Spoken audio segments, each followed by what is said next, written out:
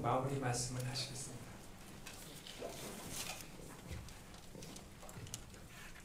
저희 필수 중증 이 지역 의료 체계의 정상화 이 확립은 지금 시작된 게 아니고 저희 대선 공약이고 국정 과제였고 정부 출범 초기부터 저희들이 시작은 했습니다. 그런데 이게 이제 아까 우리 최영석 원장님 말씀하셨지만 결국 이 문제가 의사 수의 좀 확대가 필요 조건이다 보니까 그 문제 때문에 조금 시간이 걸리게 됐고 사실은 이제 금년 연초부터 제가 우리 복지부 장관을 보기만 하면 어떻게 돼가느냐 이렇게 이제 좀 독촉을 해왔고요. 저희가 하여튼 기본적으로 국민들의 이 건강과 생명을 지키기 위한 이런 보건의료 분야에 돈을 더 많이 쓸 것입니다. 그렇게 해야 되고요. 정부라고 하는 것이 무제한 그 예산을 재정을 쓸 수는 없습니다. 그리고 정부의 재정이 무제한으로 확장되다 보면은 경제가 붕괴되고 국제사회에서 신뢰도도 잃고 우리 기업의 경쟁력도 떨어집니다. 그래서 한정된 그 재정을 가지고 이걸 어디에다가 우선순위를 두면서 쓸 것이냐. 그래서 저희들은 사실은 저희 그 인수받은 정부에서 쓰던 재정 그 지출 체계를 많이 바꿨습니다. 오늘 여기도 어떻게 보면은 보건의료 분야에 대한 재정 지출 체계를 변경하는 것과 관련이 있다고 볼 수 있습니다. 작년에 우리가 바로 이 충북 때 여기서 정부의 재정 전략 회의를 하면서 방만했던 이런 정부의 재정을 저희가 건전 기조로 전환을 하면서 우리가 어디에 우선순위를 둬서 재정 지출 체계를 개편할 것인지 논의를 했었습니다. 작년에는 주로 교육 부분에 대한 게 많았습니다. 그래서 지방 교육재정 교부금 중에 일정 부분을 대학에서 쓸 수 있도록 하는 방안이 나와서 많지는 않지만 그 대학 그 교육 예산을 추가로 확보를 했습니다. 그리고 저는 이 분야를 그냥 단순히 의사를 늘린다 이런 개념이 아니고 우리 보건의료 서비스를 더 강화시킴과 아울러서 바로 이 바이오 헬스 분야에서 여기에 고도 어떤 산업적 성장을 이루기 위해서 많은 일자리도 창출하고 고소득 일자리를 많이 창출해야 된다는 산업 전략도 저희 정부는 가지고 함께 추진하고 있습니다. 그래서 이번에 역대 정부에서는 아마 거의 최초인데 이번에 R&D 예산을 저희가 지금 감축을 하고 있어서 뭐 학계나 이런 데서도 걱정이 많습니다만은 이 바이오 분야 R&D 예산은 지금 굉장히 많이 늘렸죠. 두 자릿수로 늘렸죠. 그리고 또 이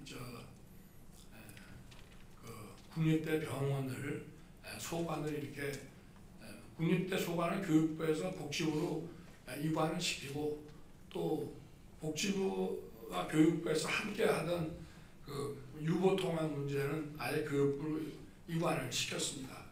아이들을 돌보는 문제는 결국 교육이기 때문에 그걸 아예 교육부로 돌렸고요.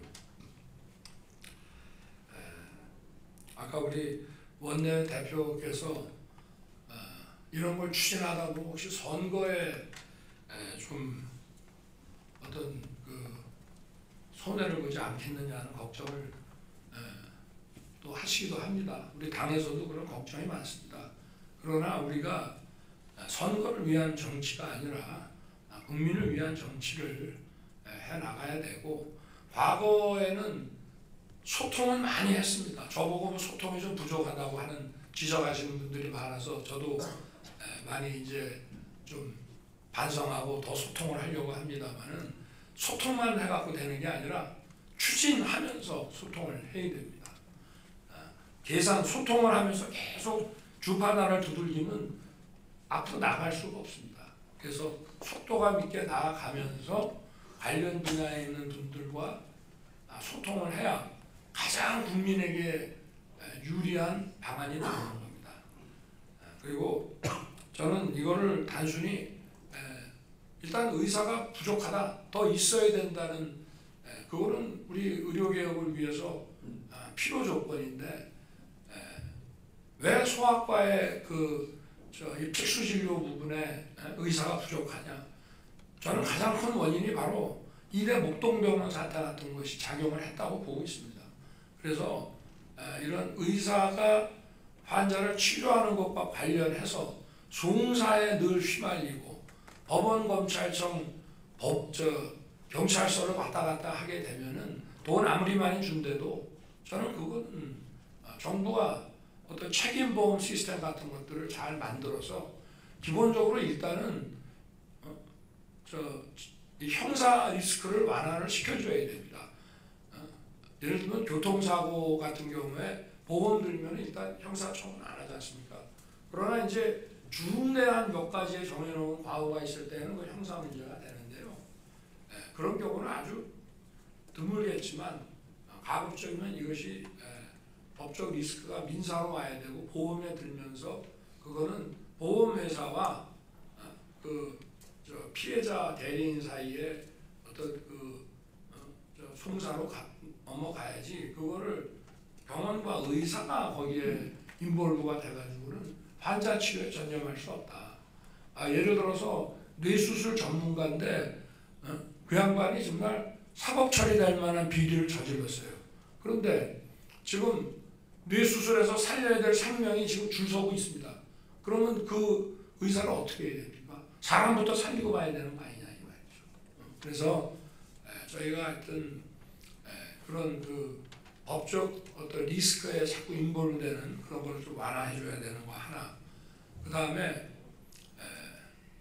이제 이 수가 체계가 우리가 필수, 중증, 아까 말씀드린 그 지역 의료가 강화될 수 있도록 거기에 중점을 둘 수 있도록 이런 수가 체계도 개편이 이루어져야 되고, 그러고 정부가 재정 투자도 하고 또 이런 필수, 중증, 지역 의료에 종사하는 분들의 보상 체계도 바뀌어야 됩니다. 그렇지 않고 그냥 많이 뽑아서 많이 뽑다 보면은 알아서 월급이 좋고 힘든 일에도 막 간다 이런 생각을 가지고 가다 보면은 거기까지는 정말 그런 시장 경제 수요 공급 시스템으로 가려고 그러면 그게 자리 잡는데 수십 년이 걸립니다. 그렇기 때문에 물론 그런 시장의 수요 공급 원칙이라고 하는 것도 결국 작용을 하겠습니다만은 일단 옛날에 그런 말이 있죠. 롱텀에서는 모든 게 다 균형을 이룬다. 그러나 우리의 인생은 숏텀이다. 짧다 이 말입니다. 그러니까 우리가 그런 함께 가야 되는 그런 정책들도 빠짐없이 잘 마련해 나가면서 그리고 의료인을 확대한다고 하더라도 일단 의과대학에서 가르칠 수 있는 얼마나 우리 대학이 가르칠 수 있는지 아까 이제 우리 충북대 의대, 강원대 의대, 제주대 의대가 40에서 50명 그리고 울산대 의대, 성균관대 의대도 한 40명 정도로 알고 있는데 보유하고 있는 그 병원의 규모나 전문의 숫자를 볼 때 또 시설을 볼 때 좀 더 많은 학생들을 우리가 받고 싶다 그러면은 그 희망을 받아서 또 실제로 그런 교육을 시킬 수 있는 인프라가 돼 있는지 그게 6년만 가르쳐서 되는 게 아니라 또 인턴, 레지던트 이런 과정이 있을 테니까 그런 것도 정부에서 또 한번 실사와 점검을 할 수 있도록 하고 또 부족한 부분들은 국립대병원에 정부가 재정 투자를 해서 더 좋은 시설로 교육을 할 수 있게 해줘 가면서 이것이 나가야 되는 것이 아니냐. 그래서 기본적으로 의과대학의 자율성을 좀 부여하고 그리고 정부는 의과대학에 투자도 하고 이런 것이 함께 가야 된다고 생각합니다.